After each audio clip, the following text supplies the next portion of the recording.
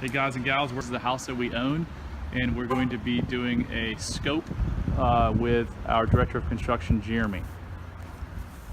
So here we are at the house. We just got the plans back from the architect. It was a whole process to go through DCRA to get those drawn up, and not to mention the fact of the cost involved of actually having them drawn up. But it gives us kind of an idea on what we're doing. We can go inside and take a little bit closer look at the plans, but as you can see on the front side, it's, there's a few things we need to do to make it a little bit more aesthetically pleasing.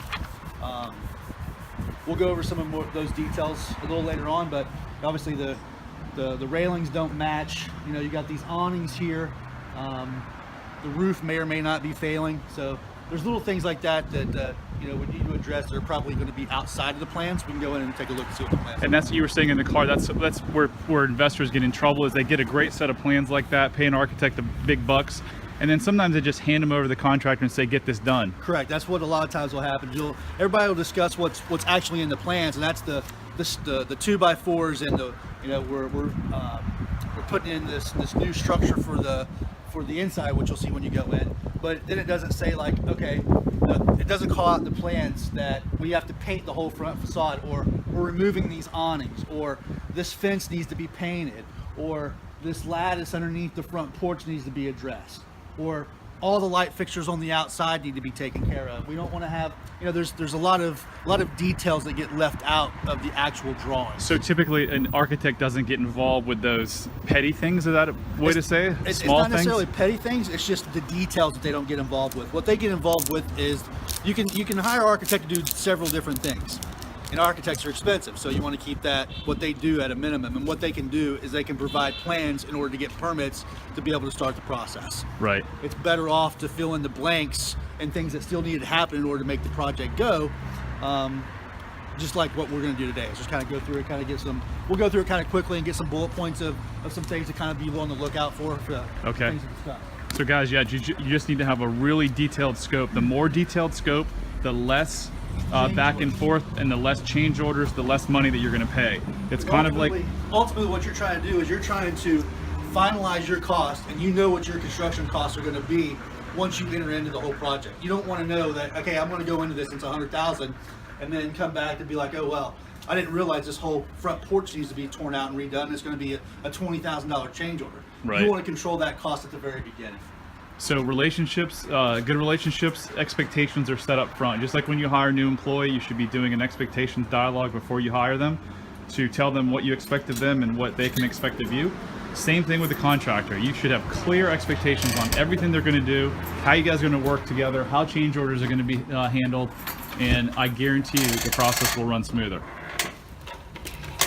And ideally, if you're doing multiple properties, if you do the finishes the same on your properties as well, it's going to make things a lot easier for the contractors to narrow down their prices and to really understand what it is that they have to do. Kind of like why McDonald's is successful. They do the same burger every single time.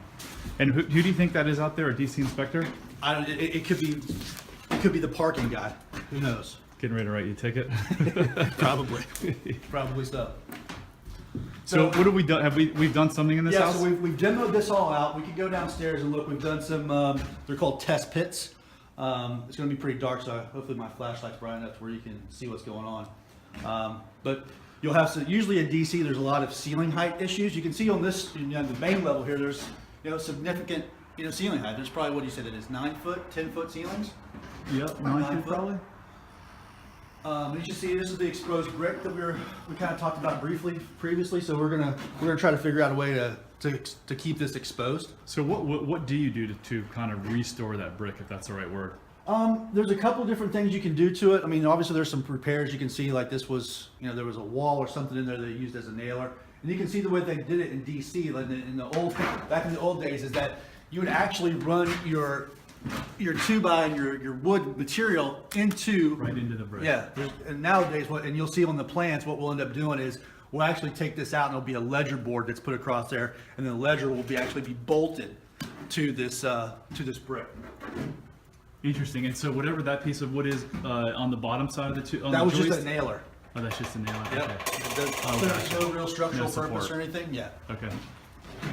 So actually, with this whole wall here is coming out.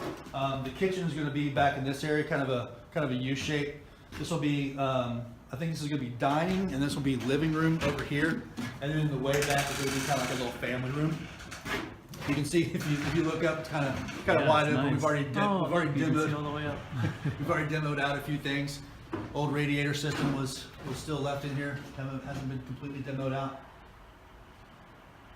But on the inside, for the most part, What is the reason? Sorry to cut you off. What's the reason for not taking that out? they just didn't do it. Didn't get to it? Yeah, just didn't do it. Okay.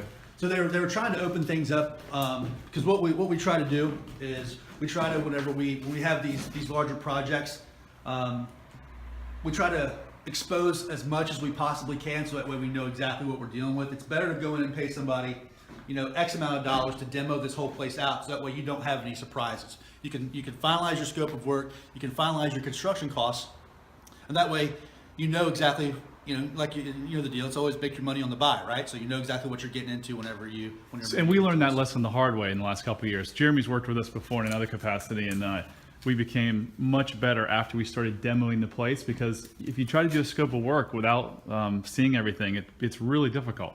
And even while you have great relationship with the subcontractors, there's still cost there. And I'm one of those guys that I don't like I don't like variables, so I try to finalize everything before we go into the agreement. As you can see back here, that there's hardwood floors. That's those are probably gonna all have to come out.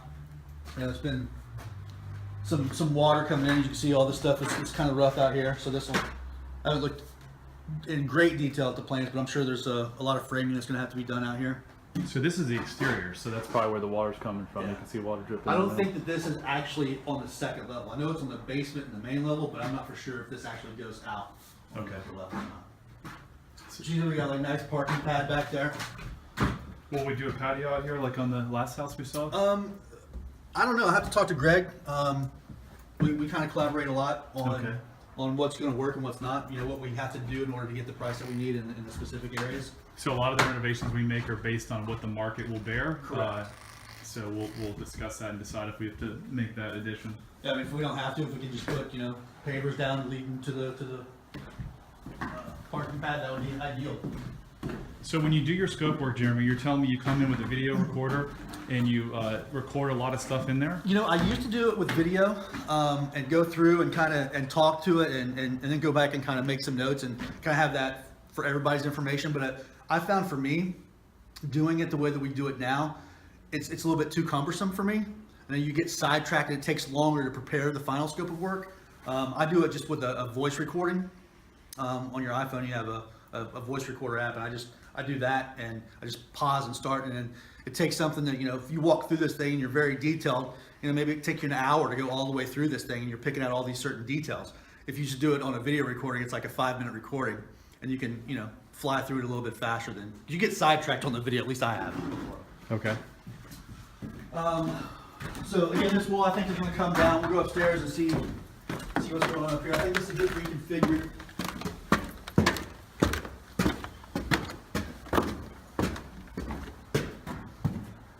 It is up here as well. So do you ever fearful about falling through floors when you're looking at stuff like this? I've been here before, so I'm not fearful of this, but typically, like whenever I would come up here, I would have kind of tested the waters before. Like when I look at that right there, it's a little hard to see. Can you shine a flashlight on that, Jeremy? So I'd be like, whoa, I'm not sure I want to step on that. Yeah, it's there's certain areas for sure. Like back here, you definitely wouldn't want to. So this is where we were down below, Yeah. and water, I guess, is coming in Oh yeah, that's all of this. This Oh, whole wait. roof is probably through the roof shot, there. Yeah. So all of that will have to be ripped out. Yep. Yep. Only roof probably has to be put on. I don't know about the main roof, but certainly this back covered area. Now, what will we do with this structure? With this structure, I think all of this is going to have to be reframed out here. And will it be like part of the bedroom living area? I think this is actually going to be a master suite, and then there's going to be, I think, a master bath in this area, and I think there's going to be 2 additional bedrooms and a hall bath back here. Okay. I know we have to take out some of this brick because these are actually structural brick walls, Okay. and actually, I think the wall on the main level here is actually load bearing. And so what again will we do with that? This wall up right here, there? we're probably just gonna cover it up. I think on the main level, we might try to save it, but I think, I don't know, I gotta get with Greg to see if we need to save this up here, if we just frame over it and, you know, put drywall over top of it. Okay. This is, be careful there. So if I'm not here, what you're doing right now is you're walking around the voice recorder. Can you give me a? Yeah, so what I typically do is I'd have these plans open, I'd kind of take a look and see, you know, how difficult is the work that we're actually doing. And then you can kind of assign, you know, there's different people can do different things, and the more you can do, the more it costs. You know, so if it's somebody that can do, you know, just pull out the old cabinets and put in new cabinets, you know, that's going to be a specific cost. But whenever you're talking about, you know, doing a bunch of structural framing and maybe potentially dropping a basement slab and all new groundworks or for the plumbing, you know, you're talking about a different skill set, you know, so that's going to cost a little bit more. So you have to kind of finalize and figure out exactly what type of contractor you're going to use, what the budget is, and what you can and can't get away with, really. Okay. Because obviously cost is a huge part of this whole thing. But in addition to that, time is also very important as well, because you can have somebody in here that's at a lower cost. However, they're not familiar with what they're supposed to be doing, and something that should take maybe 8 weeks, maybe it turns into 12 weeks. So then you have additional holding cost and those types of issues that you're up against as well. So sometimes it pays to pay more up front. It just depends on what your cost of money is. Okay. Yeah, that's something we learned in the last couple of years as well. We've started putting a lot more time and effort in planning on the front end to make the process smoother. So it seems like you may be spending a little bit more money, but in the end, you're saving money because you're not going back and forth with a bunch of change orders and not knowing exactly what you're getting from the contractor. This is really dark down here. These nails are kind of up here, so be careful whenever you're walking down. Try to catch us both here.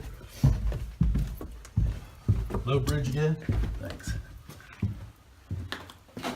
So you can see this is a little bit different down here, where we're both having to kind of duck, and we're a little bit taller than most, right? But still, yeah, it's still kind of low. So what we've done is we want to capitalize on this square footage down here, because it's just free square footage basically. It's not here. It's already here. You don't have to put on an addition for it, so why not finish it? So what we've done is we've done what they're called test pits, and what we've done is we're trying to find out the location of the actual footer on the walls. So that way, that's going to dictate how far this slab can be dropped down to allow for additional headroom.